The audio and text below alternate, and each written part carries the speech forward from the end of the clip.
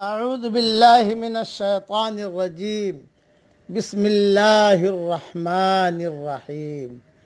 سورہ رعد کی آخری آیتیں پڑھ رہا ہوں۔ لہم عذاب فی الحیاۃ الدنیا ولعذاب الآخرۃ اشق۔ ان کے لیے دنیا کی زندگی میں بھی عذاب ہے اور آخرت کا عذاب تو بہت سخت ہے۔ وما لہم من اللہ من واق، اور کوئی ان کو اللہ سے بچانے والا نہیں۔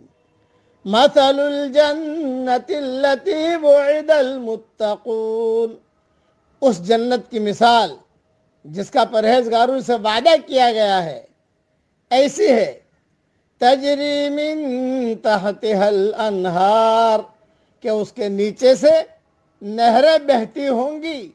اکلها دائم وظلها، اس کا پھل اور سایہ ہمیشہ رہے گا۔ تلک عقبی الذین اتقوا، یہ انجام ان لوگوں کا ہے جو اللہ سے ڈرے۔ وعقبی الکافرین النار، اور منکروں کا انجام آگ ہے۔ مختصر اس کی تشریح سن لیجئے۔ جنت کی قیمت تقوی ہے، یعنی اللہ کی عظمت کا اتنا شدید احساس جو ڈر بن کر آدمی کے دل میں سما جائے۔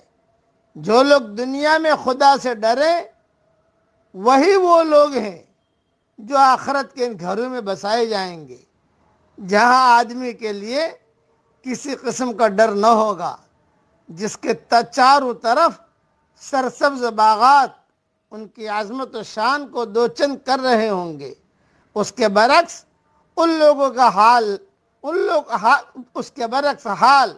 ان لوگوں کا ہے جو دنیا میں بے خوف بن کر رہے، وہ آخرت میں اپنے آپ کو آگ کی دنیا میں پائیں گے۔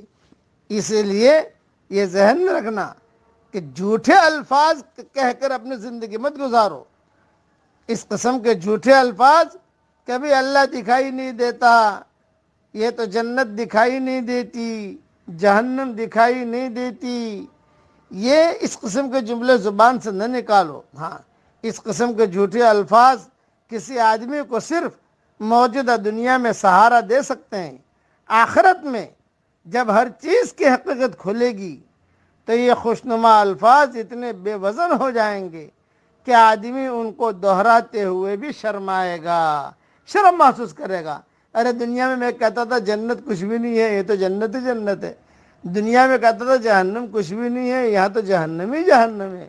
اس لیے اللہ تعالیٰ نے شروع میں ہی کہہ دیا، لَهُمْ عَذَابٌ فِي الْحَيَاةِ الدُّنْيَا وَلَعَذَابُ الْآخِرَةِ أَشَقُّ، ان کے لیے دنیا کی زندگی میں بھی عذاب ہے اور آخرت کا عذاب تو بہت سخت ہے۔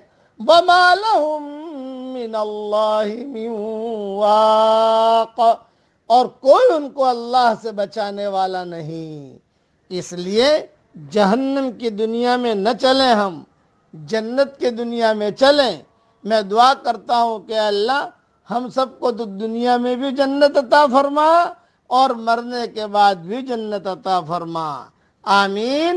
وآخر دعوانا ان الحمد للہ رب العالمین۔